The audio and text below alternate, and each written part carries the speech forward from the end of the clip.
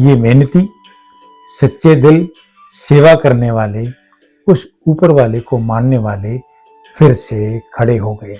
उन्होंने जितने जुल्म 500 सालों में देखे हैं, शायद उतने किसी और कम्युनिटी ने नहीं देखे। तो जो लोग सोचते हैं कि ज़्यादा पॉपुलेशन करने से, 4 से 5 बच्चों पैदा करने से कि वो स्ट्रांग हो जाएंगे, तो इन दो कम्युनिटी से देखिए कि इन्होंने छोटी कम्युनिटी होने के बावजूद भी वो वर्ल्ड में एक नाम है, ताकत है और अपना डंका बजाते हैं। गुरुद्वारे में कोई भी आ सकता है, कोई भी रह सकता है, कोई खा सकता है और लंगर तो हमेशा खुला ही रहता है। कोविड में सिखों ने अपने इस लंगर से दुनिया की दिल को छू लिया। 1745-46 में गुरदासपुर के पास छोटा गल्लूगारा, जिसे हम कह सकते हैं स्मॉल हॉलोकॉस्ट, जिसमें धनपत राय ने सिखों को ख़त्म करने की कोशिश की और लगभग 10,000 सिख उस गल्लूगारा में मारे गए। नमस्कार, आदाब, सत श्री अकाल। पिछली वीडियो में हमने ज्यूज के बारे में समझा और आप लोगों ने बहुत ही सराहा, उसका हम तहे दिल से धन्यवाद करते हैं। आज ज्यूज की तरह ही एक और कम्युनिटी जो इंडिया की है और उनके बारे में समझने की कोशिश करेंगे। ज्यूज जो 0.2% वर्ल्ड की पॉपुलेशन में होने के बावजूद भी 20% नोबेल प्राइज लेके बैठे हुए हैं। सिर्फ 15 मिलियन की आबादी पर दुनिया की सबसे ताकतवर कम्युनिटी में से एक। आज इंडिया का एक और रिलीजन जो सिखिज्म है, उसको समझने की कोशिश करेंगे। सिखिज्म सिर्फ 500-550 साल पहले का रिलीजन है। गुरु नानक देव जी से शुरू हुआ और इसकी आबादी आज 30 मिलियन, भी 3 करोड़ के करीब है।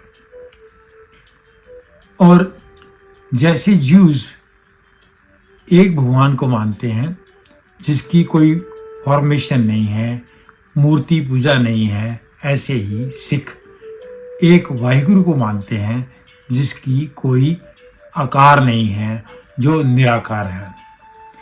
जैसे ज्यूज कास्टलेस सोसाइटी है, ऐसे ही सिख भी कास्टलेस सोसाइटी है। जैसे ज्यूज अपनी एक बुक को तनख के नाम से जानते हैं या ओल्ड टेस्टामेंट भी कहते हैं, वैसे ही सिख अपने गुरु को गुरु ग्रंथ साहिब मानते हैं और श्री गुरु ग्रंथ साहिब को ही वो अपनी गाइडेंस को लेके चलते हैं। ज्यूज अपनी आइडेंटिटी बना के रखते हैं, ऐसे ही सिखों की आइडेंटिटी अलग है। वो टर्बन पहनते हैं, दाढ़ी रखते हैं और कृपान पहनते हैं। तो ऐसे ही सिखों ने अपनी एक आइडेंटिटी बना रखी है। तो ये सिमिलरिटीज थी। तो जैसे ज्यूज को रात बहुत सारी जुल्म हुए, हॉलोकॉस्ट हुए, वैसे ही सिखिज्म के साथ भी ऐसे ही हुआ। 5वें गुरु गुरु अर्जन देव जी की शहादत के बाद 9वें गुरु की शहादत जो 1606 और 1675 ईस्वी में हुई। 4 साहिबजादे गुरु गोविंद सिंह के 1705 में शहीद हुए और उसके बाद सिख राज तैयार हुआ, जिसका अगुवाई बंदा सिंह बहादुर ने की। पर बंदा सिंह बहादुर को भी 1716 में बहुत ही दर्दनाक तरीके से शहीद किया गया और इसके बाद सिखों के ऊपर एक जुर्म का सिलसिला चलता रहा। 1745-46 में गुरदासपुर के पास छोटा गल्लूगारा, जिसे हम कह सकते हैं स्मॉल हॉलोकॉस्ट, जिसमें धनपत राय ने सिखों को ख़त्म करने की कोशिश की और लगभग 10,000 सिख उस गल्लूगारा में मारे गए। 1762 आया तो अब्दाली दुरानी ने सिखों पे बड़ा गल्लूगारा भी बड़ा हॉलोकॉस्ट किया, जिसमें 30,000 से ज्यादा सिख मारे गए। ये सारा कुछ होता भी रहा, पर सिख बार बार खड़े भी होते रहे। जब 1745 का गल्लूगारा देखा तो उसके बाद जस्सा सिंह आहलूवालिया ने एक अपनी कम्युनिटी को इकट्ठा किया। जब 1762 में गल्लूगारा हुआ, उसके बाद सिखों ने वापस से एक सिख राज, जो महाराजा रणजीत सिंह के टाइम में था, पैदा कर लिया। तो सिख कम बैक फिलॉसफी जैसे यूज करते हैं वैसे ही करते रहे। उसके बाद पार्टीशन 1947 में इंडिया के पार्टीशन में पंजाब को बीचों बीच काटा गया। पंजाबियों ने इसके अंदर काफी कुर्बानियां दी और सिखों ने अपने गुरु नानक पातशाह के जन्म स्थान और महाराजा रणजीत सिंह की कैपिटल लाहौर को छोड़कर इंडिया में आ गए। ये मेहनती, सच्चे दिल, सेवा करने वाले, उस ऊपर वाले को मानने वाले फिर से खड़े हो गए। इनकी प्रोग्रेस दिन ब दिन बढ़ती गई और इन्होंने अपने आप को समाज में एक अच्छी रिस्पेक्ट और अच्छी स्टेटस पे खड़ा कर लिया। गुरु नानक पातशाह के 3 फिलॉसफी हैं, नाम जप, किरत कर, वंड छक। यही इनकी सही असेट्स हैं या वेपन हैं। ये आध्यात्मिकवाद में नाम जप को बहुत ऊपर रखते हैं। और किरत कर, इन्होंने हिंदुस्तान की उस फिलॉसफी को अलग तरीके से देखा कि जो धार्मिक हो पर वो संसारिक या दुनियादारी या पारिवारिक भी हो, वो आप खुद काम करे और मेहनत करके कमाई करे, ना कि दान पर हो टिके। और तीसरा वंड छक, वो सेवा में बिलीव करते हैं और लंगर उनका बहुत बड़ा एक योगदान है। लंगर इन्होंने हमेशा अपने साथ में रखा। जैसे ज्यूज अपने रिलीजियस प्लेस के आसपास रहते हैं, पर सिख उल्टे हैं। वो जहां जाते हैं वहां पे गुरुद्वारा बनाते हैं, क्योंकि गुरुद्वारे में कोई भी आ सकता है, कोई भी रह सकता है, कोई खा सकता है और लंगर तो हमेशा खुला ही रहता है। कोविड में सिखों ने अपने इस लंगर से दुनिया की दिल को छू लिया।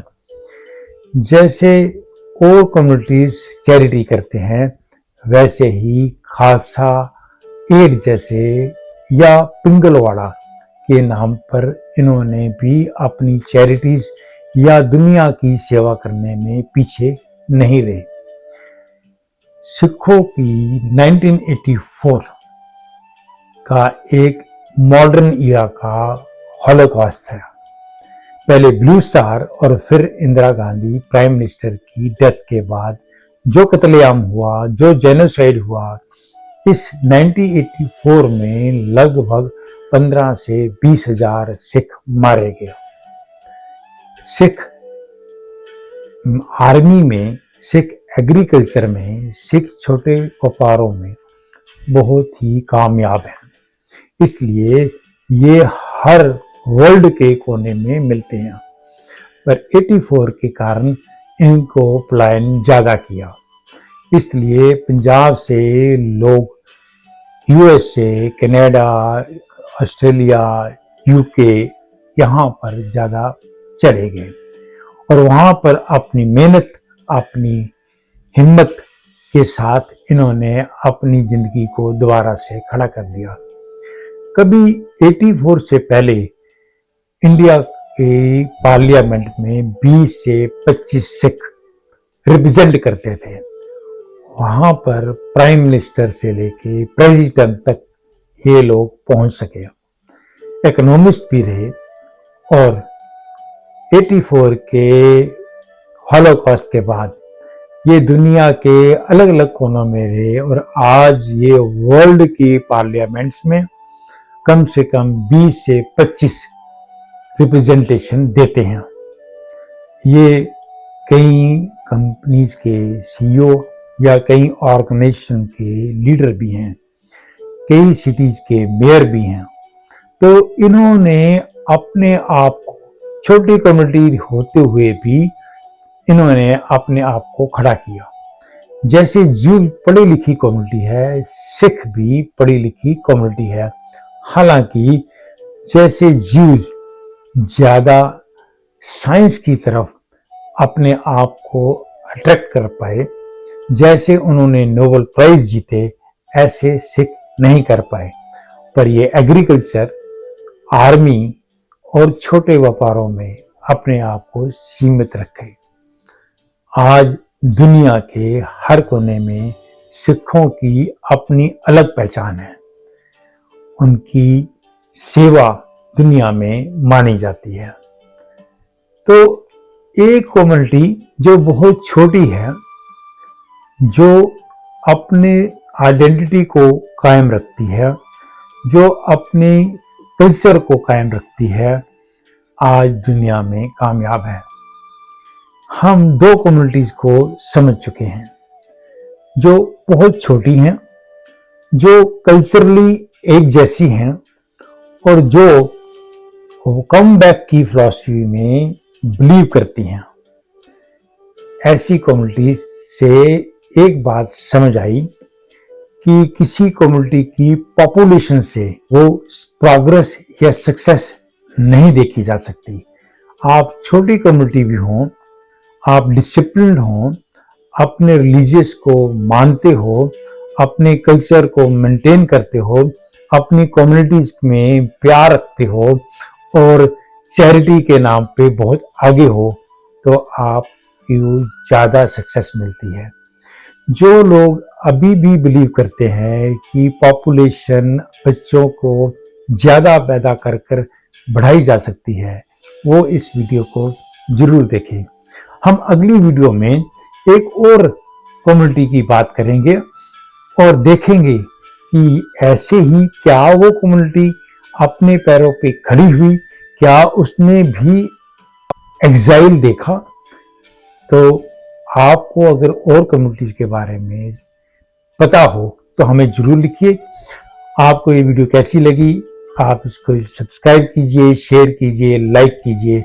आपके कमेंट हमारे लिए बड़े ही इंपॉर्टेंट हैं। सत श्री अकाल, नमस्कार, आदाब।